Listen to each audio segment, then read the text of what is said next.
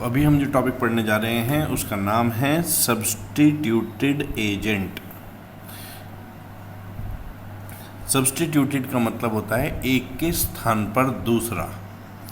जो वर्ड है substituted agent, ये वो व्यक्ति होता है जिसे अपॉइंट किया है एजेंट ने ताकि वो काम करे प्रिंसिपल के लिए एजेंसी के बिजनेस में, और इस बात का पता प्रिंसिपल को भी है और प्रिंसिपल ने ही तो ये करने के लिए कहा था। पर सब्स्टिट्यूटेड एजेंट सब एजेंट नहीं है, ये एजेंट प्रिंसिपल के ही हैं। जहाँ पर प्रिंसिपल अपॉइंट करता है एजेंट और वो एजेंट आइडेंटिफाई करता है किसी व्यक्ति को कैरी आउट करने के लिए प्रिंसिपल्स के ही ऑर्डर, तो इस सेकंड पर्सन को हम सब एजेंट नहीं, यहाँ ओरिजिनल प्रिंसिपल का ओरिजिनल एजेंट ही मानते हैं। ये बिल्कुल ऐसे ही है जैसे कि जो पी प्रिंसिपल है उसने अपना एक एजेंट अपॉइंट कर रखा है ए, उसे ए पे काफ़ी भरोसा है और वो सब काम ए से ही कराता है। तो एक दिन इसने कहा कि मेरे लिए रॉ मटेरियल भी परचेज कर दिया करो। तो ए ने कहा सर मुझे तो नॉलेज नहीं है क्वांटिटी क्वालिटी प्राइस वगैरह की। तो पी ने ए से कहा कोई बात नहीं, आप एक काम करो, आप मेरे लिए ही एक और बंदा अपॉइंट कर दो जो कि रॉ मटेरियल खरीद दे। ऐसा कहने पर पी के ए ने बी को अपॉइंट कर दिया। अब बी डायरेक्टली पी का एजेंट है, ये ए का एजेंट नहीं है, इसीलिए इसे हम सब्स्टिट्यूटेड एजेंट कहेंगे। जो रिलेशनशिप है between principal and person duly appointed by agent to act in business of agency, जो रिलेशन है between principal and person duly appointed by agent to act in business of agency, वो क्या है? यानी कि पी और B के बीच की रिलेशनशिप्स, पी और बी के बीच की रिलेशनशिप्स क्या है? जब एजेंट होल्ड करता है एक्सप्रेस या इम्प्लाइड अथॉरिटी कि वो नाम सुझा सकता है दूसरे व्यक्ति का प्रिंसिपल के रूप में काम करने के लिए बिजनेस ऑफ एजेंसी में, तो उस दूसरे व्यक्ति को हम सब एजेंट नहीं कहते बल्कि प्रिंसिपल का एजेंट कहते हैं उस part of business of agency के लिए जो उसे सौंपा गया है। जैसे ए डायरेक्ट करता है बी को, जो कि उसका सॉलिसिटर है, कि आप मेरे लिए ऑक्शन से ये मेरी संपत्ति बिकवा दो, एस्टेट मतलब प्रॉपर्टी, और वो एम्प्लॉय करता है ऑक्शनियर को इस पर्पज़ के लिए। तो बी ने जो है सी का नाम सुझाया जो कि एक ऑक्शनर था ताकि वो सेल कर सके। अब सी यहाँ सब एजेंट नहीं है बल्कि ए का ही एजेंट है और सेल का काम करा रहा है। अब बात आती है नाम सुझाने की। तो एजेंट की क्या ड्यूटी है जब वो नाम सुझाता है? जब सेलेक्ट करता है एजेंट अपने प्रिंसिपल के लिए एक एजेंट को, तो ये एजेंट बाउंड है, वो एक्सरसाइज करता है उतना ही डिस्क्रिशन, विवेक, जैसे कि ऑर्डिनरी प्रूडेंस का कोई व्यक्ति एक्सरसाइज करता अपने खुद के केस में यदि उसे अपने लिए एक एजेंट अपॉइंट करना होता तो। पर वो रिस्पॉन्सिबल नहीं है प्रिंसिपल को उनकी लापरवाहियों के लिए, गलतियों के लिए जो उस एजेंट ने करी है। कारण सिंपल है, क्योंकि इसने तो केवल नाम सजेस्ट किया है, रिस्पॉन्सिबल नहीं है उसके काम के लिए। यदि हम सारी बातों को एनालाइज करें तो जब सेलेक्ट किया जाता है सब्स्टिट्यूटेड एजेंट को, तो एजेंट बाउंड होता है एक्सरसाइज करने में उतने ही डिलीजेंस जैसा ऑर्डिनरी प्रूडेंस का कोई भी व्यक्ति यदि अपने लिए खुद कोई एजेंट अपॉइंट कर रहा होता, पर वो रिस्पॉन्सिबल नहीं होता इस सेलेक्टेड एजेंट यानी कि सब्स्टिट्यूटेड एजेंट की लापरवाहियों के लिए या गलतियों के लिए। एग्जाम्पल, ए इंस्ट्रक्ट करता है बी को, जो कि एक मर्चेंट है, बाय करने के लिए शिप अपने लिए। बी एम्प्लॉय करता है एक शिप सर्वेयर को जो अच्छी रेपुटेशन वाला है कि वो चूज़ करके दे दे एक शिप ए के लिए। सर्वेयर चॉइस करता है पर नेग्लिजेंटली कर देता है, और बाद में जो शिप निकलता है वो अनसीवर्दी यानी कि समुद्र में उतारे जाने लायक नहीं था, और बाद में इसी चक्कर में शिप जो है वो लॉस्ट हो गया। यहाँ बी जिम्मेदार नहीं है पर सर्वेयर तो जिम्मेदार है ही ए को।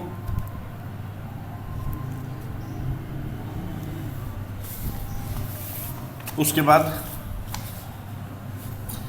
बात आती है डायरेक्ट क्वेश्चन की कि सब एजेंट और सब्स्टिट्यूटेड एजेंट के बीच में क्या डिफरेंस है।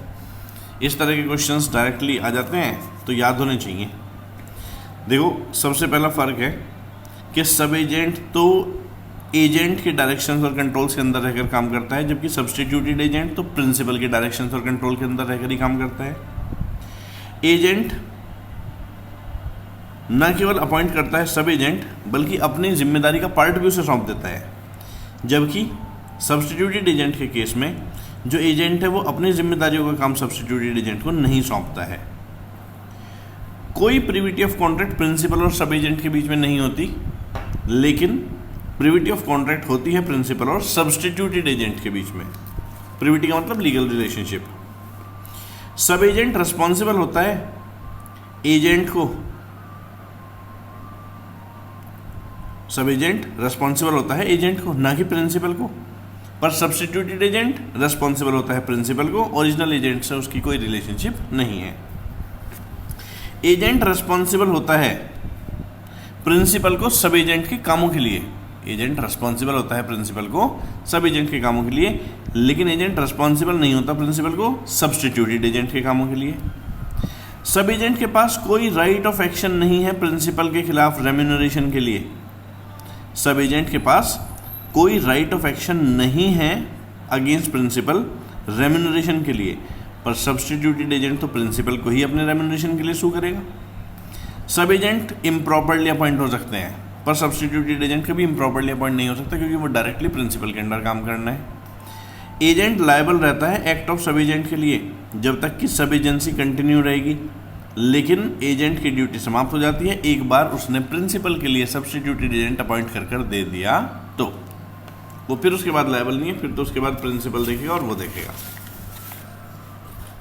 फिर उसके बाद बात आती है ड्यूटीज और ऑब्लिगेशंस की, कि एजेंट की क्या ड्यूटीज ऑब्लिगेशंस हैं। यहाँ पर एक लिस्ट दे दी गई है, ये हेडिंग्स अच्छे से याद होनी चाहिए। क्यों? क्योंकि यदि ये हेडिंग्स अच्छे से याद हैं तो इनके अंदर का तो फिर भी थोड़ा थोड़ा लिखा जा सकता है रिमेम्बरेंस बेसिस पर। जैसे कि कहते हैं एजेंट की ड्यूटी है कि जो प्रिंसिपल ने मैंडेट दिया है उसे एग्जीक्यूट करे, यानी कि प्रिंसिपल के जो दिशा निर्देशन के अनुसार काम करे, जो प्रिंसिपल ने उसकी अथॉरिटी बनाई है उसी के सीमाओं के अंदर रहकर काम करे। तो ड्यूटी है कि वो मैंडेट एग्जीक्यूट करे, प्रिंसिपल ने जो काम करने की डायरेक्शंस दी हैं, गाइडलाइंस दी हैं, उन्हें फॉलो करे, अपनी भी रीजनेबल स्किल और केयर का इस्तेमाल करे, आवश्यकता पड़ने पर प्रिंसिपल से कम्युनिकेट ज़रूर करे, ऐसा कोई काम ना करे कि उसका इंटरेस्ट एजेंसी के इंटरेस्ट से कॉन्फ्लिक्ट हो जाए, सीक्रेट प्रॉफिट मेक ना करे, जो पैसा रिसीव हुआ है प्रिंसिपल के ब्याह पर वो प्रिंसिपल को ही लौटा दे, जो भी हिसाब किताब है प्रिंसिपल को ज़रूर दे, हिसाब किताब बनाकर भी रखे, अव्यवस्था ना फैलाए। इसके अलावा उसकी ड्यूटी बनती है जो काम प्रिंसिपल ने उसे सौंपा उसे खुद करे और किसी और को डेलीगेट न करे। एक एक कर हम इनकी डिटेल्स पढ़ते हैं।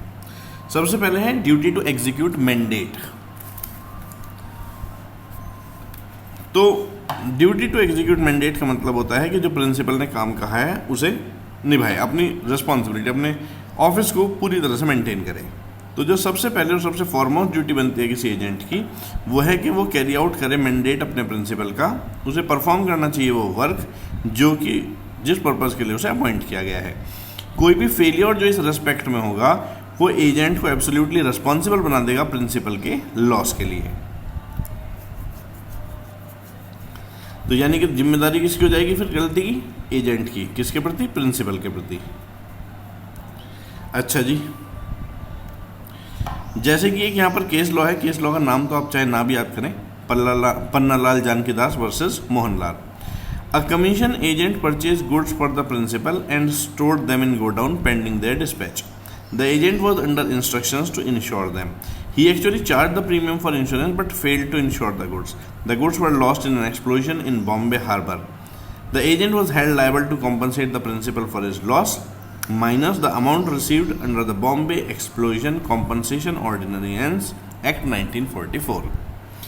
एक बंदे ने अपने एजेंट से कह रखा था गुड्स पर्टिकुलरली किसी जगह पर स्टोर करने के लिए और फिर वहाँ से डिस्पैच करने के लिए। कमीशन एजेंट ने गुड्स परचेज भी कर लिया अपने प्रिंसिपल के लिए, गोडाउन में उन्हें रख भी दिया। अभी डिस्पैच उनका पेंडिंग था। एजेंट को साफ दिशा निर्देश दिए गए थे कि जो गुड्स रखे जाएंगे उनका इंश्योरेंस कराना ज़रूरी है। एजेंट ने प्रीमियम चार्ज कर लिया इंश्योरेंस के लिए, परंतु इंश्योरेंस कराया नहीं, यानी कि डायरेक्शन नहीं मानी प्रिंसिपल की। बॉम्बे हार्बर में हुआ एक्सप्लोजन जिसकी वजह से गुड्स हो गए नष्ट। अब ऐसे केस में जो गुड्स का लॉस हुआ है वो प्रिंसिपल को कौन भरेगा? एजेंट भरेगा। लेकिन जो बॉम्बे एक्सप्लोजन कॉम्पनसेशन ऑर्डिनेंस के तहत कुछ कंपनसेशन मिला वो काट कर एजेंट जो है भरेगा जो लॉस हुआ है प्रिंसिपल का। जैसे कि जो गुड्स थे वो सपोज 100 रुपीज़ के थे और जो कॉम्पनसेशन मिला वो सपोज 20 रुपीज़ मिला, तो 80 रुपीज़ का लॉस एजेंट प्रिंसिपल को पे करेगा। क्योंकि प्रिंसिपल को लॉस हुआ भी एक्चुअली इतना ही है, क्योंकि 20 रुपीज़ तो उन्हें कॉम्पनसेशन के रूप में मिल गए अपने गुड्स के। दूसरी ड्यूटी बनती है कि वो कस्टम्स और इंस्ट्रक्शंस को फॉलो करें। सेक्शन 211 के हिसाब से एजेंट बाउंड है conduct of the business of principal के लिए जो डायरेक्शंस दी गई हैं प्रिंसिपल के द्वारा, और यदि अलग से कोई डायरेक्शंस नहीं दी प्रिंसिपल ने तो एजेंट की ड्यूटी है कि जो कस्टम प्रिवेल करते हैं वो बिजनेस करने में एक तरह की जगह पर उन्हें फॉलो करे। जहाँ पर एजेंट अदरवाइज एक्ट करता है, यदि कोई लॉस सस्टेन हो जाता है तो उसे वो लॉस मेक गुड कर देना चाहिए प्रिंसिपल को। यदि कोई प्रॉफिट मिलता है तो वो भी प्रिंसिपल को बता देना चाहिए। जैसे एक एजेंट एंगेज किया गया कैरी ऑन करने के लिए बी के लिए बिजनेस, जिसमें एक कस्टम ये था कि वो इन्वेस्ट करेंगे समय समय पर इंटरेस्ट पर मनी जो भी उनके एट हैंड होगी, पर उन्होंने ऐसा इन्वेस्टमेंट नहीं किया एजेंट ने। तो ऐसे केस में अब जो इंटरेस्ट का लॉस हुआ वो एजेंट ही प्रिंसिपल को देगा। जैसे एक और एग्जांपल है यहाँ पर, बी एक ब्रोकर है जिसका बिजनेस है, बी एक ब्रोकर है in whose business it is not the custom to sell on credit. हाँ, तो ऐसे केस में बी एक ब्रोकर है और उस बिजनेस में क्रेडिट सेल नहीं करते। उसने उसके बावजूद जो ए के गुड्स हैं वो क्रेडिट पर सेल कर दिए। अब ऐसे केस में उसका क्रेडिट था बहुत हाई, लेकिन पेमेंट करने से पहले वो हो गया इंसॉल्वेंट। तो जो एजेंट है बी, अब वही इस लॉस के लिए प्रिंसिपल को रिस्पॉन्सिबल रहेगा। क्यों? क्योंकि उसने कस्टम नहीं माना। तो duty to follow mandate, duty to follow instructions and duty of reasonable care and skill. Section कहता है कि एजेंट बाउंड है, उसे बिजनेस ऑफ एजेंसी करना चाहिए उतनी ही स्किल से जितनी जनरली उस तरह के पर्सन्स के पास उस तरह के व्यापार में होती है, जब तक कि प्रिंसिपल को पहले ही उसकी स्किल की कमी का ना पता हो। जैसे यहाँ वर्ड इस्तेमाल होता है ना, unless principal has notice of want of skill. तो वांट ऑफ स्किल का मतलब होता है स्किल की कमी। तो भाई यदि प्रिंसिपल को अपॉइंट करते समय पता है कि एजेंट में स्किल नहीं है और वो फिर भी अपॉइंट करता है, तो फिर तो देखो प्रिंसिपल की गलती है। नहीं तो एजेंट यदि अपॉइंट हो रहा है तो उसके अंदर इतनी स्किल तो होनी ही चाहिए। एजेंट हमेशा बाउंड है, वो एक्ट करना चाहिए रीजनेबल डिलीजेंस के साथ और उसे यूज़ करनी चाहिए वो स्किल जो कि होती है, और फिर प्रिंसिपल को कंपनसेट करना चाहिए उस किसी डायरेक्ट कॉन्सिक्वेंस ऑफ चलते जो उसकी लापरवाही रही, एजेंट की कमी रही उसकी खुद की स्किल की, या उसने मिसकंडक्ट किया। लेकिन यदि कोई इनडायरेक्ट लॉसेज हैं, कोई लॉस बहुत रिमोटली कॉज हुआ है नेगलेक्ट की वजह से, वांट ऑफ स्किल या मिसकंडक्ट की वजह से, तो एजेंट रिस्पॉन्सिबल नहीं रहेगा। दोबारा पढ़ते हैं, देखो एक बार इंपॉर्टेंट पैराग्राफ है। एजेंट हमेशा बाउंड है एक्ट करने के लिए रीजनेबल डिलीजेंस से, उसे यूज़ करनी चाहिए ऐसी स्किल जैसी पजेस्ड होती है और उसे कंपनसेशन भी देना चाहिए प्रिंसिपल को उस डायरेक्ट कॉन्सिक्वेंस के चलते जो उसकी लापरवाही की वजह से, स्किल की कमी या मिसकंडक्ट की वजह से हुआ है। परंतु वो रिस्पॉन्सिबल नहीं रहता उस डैमेज के लिए जो इनडायरेक्टली या रिमोटली कॉज हुए हैं नेगलेक्ट की वजह से या स्किल की कमी या मिसकंडक्ट की वजह से। यानी कि जो रिमोटली कॉज्ड लॉसेज हैं उनके लिए एजेंट की जिम्मेदारी नहीं है। जैसे कि एक मर्चेंट था कलकत्ता में और उसका एजेंट था लंदन में। एक मर्चेंट था ए कलकत्ता में और उसका एजेंट था बी लंदन में, जिसे सम ऑफ मनी पे की गई ए के बिहाफ पर और कहा गया ए को इसे भेज दो। बी ने वो पैसा कंसिडरेबल टाइम तक अपने पास ही रखा।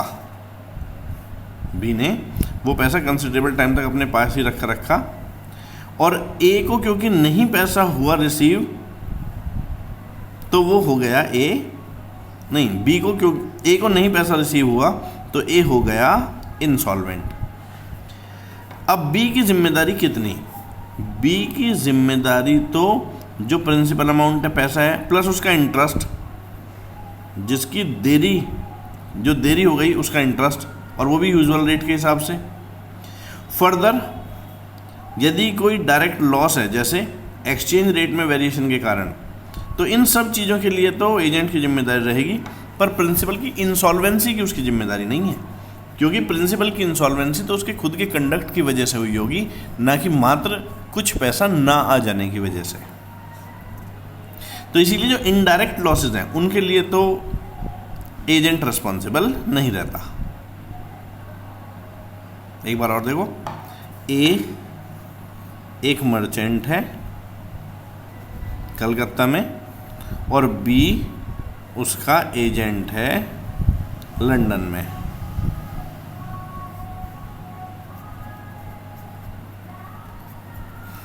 इसे किसी से पैसा रिसीव हुआ ताकि वो ए के बिहाफ पे उसे दे सके। इसने पैसा भेजा पर लेट भेजा बहुत। अब यहाँ इधर कलकत्ता में ये हो गया था इंसॉल्वेंट, तो इसकी जो जिम्मेदारी है वो केवल amount plus interest plus exchange rate में जो चेंज आया उसके लिए है। इसकी इंसॉल्वेंसी की इसकी जिम्मेदारी नहीं है।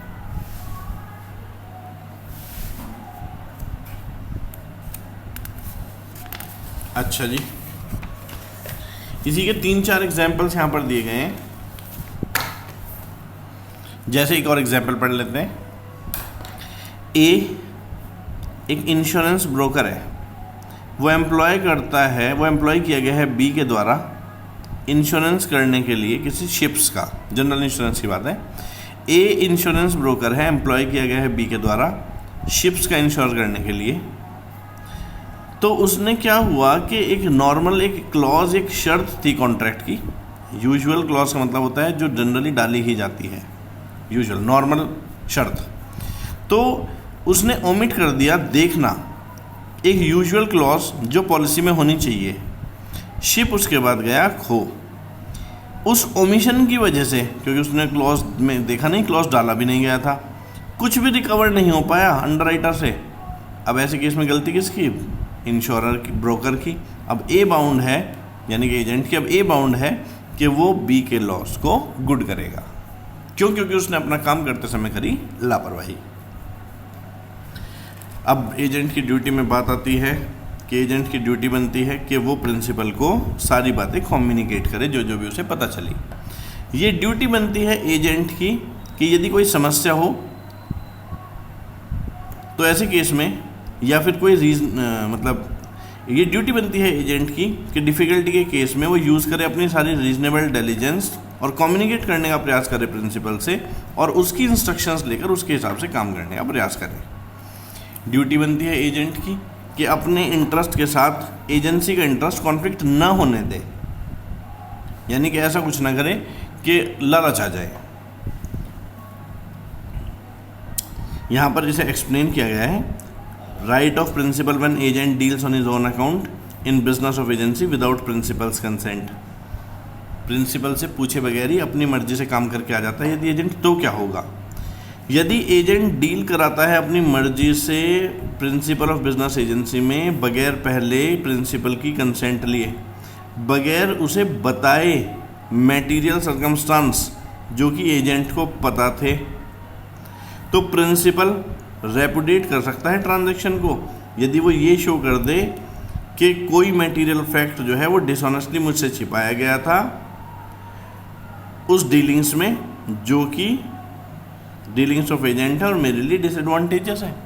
यानी कि यदि प्रिंसिपल ये प्रूव कर देता है कि एजेंट ने अपनी मर्जी से काम करा, इंस्ट्रक्शंस नहीं मानी, इंस्ट्रक्शंस का उल्लंघन किया, तो ऐसे केस में फिर जिम्मेदारी थर्ड पर्सन के प्रति प्रिंसिपल की नहीं, एजेंट की पर्सनल रहेगी।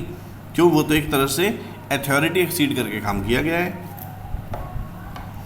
ए डायरेक्ट करता है बी को बेचने के लिए अपनी संपत्ति। बी बाय कर लेता है संपत्ति अपने ही आप सी के नाम से। ए को जब ये बात पता चलती है कि बी ने संपत्ति खुद ही खरीद ली है, तो वो इस सेल को रेपुडिएट कर सकता है यदि वो ये शो करे कि बी ने डिसऑनेस्टली बात छिपाई है, डिसऑनेस्टली मटेरियल फैक्ट छिपाया है, और इस प्रकार की सेल प्रिंसिपल के लिए डिसएडवांटेजियस है। दूसरा एग्जाम्पल भी अच्छा है। ए ने डायरेक्ट किया बी को सेल करने के लिए अपनी संपत्ति। बी ने जब संपत्ति को ध्यान से देखा बेचने से पहले, तो उसे पता चला यहाँ तो एक खदान है इस एस्टेट में, और ए को इस बात का पता नहीं था। बी ने ए से कहा कि मैं ही खरीद लेना चाहता हूँ इस संपत्ति को अपने लिए, पर उसने ये बात छिपा ली कि इसमें तो खदान है। तो ए ने अलाउ कर दिया कि तुम बाय कर लो, क्योंकि उसे ए को तो ये पता ही नहीं था कि ये संपत्ति सिंपल संपत्ति नहीं है, इसमें तो माइनिंग हो सकती है।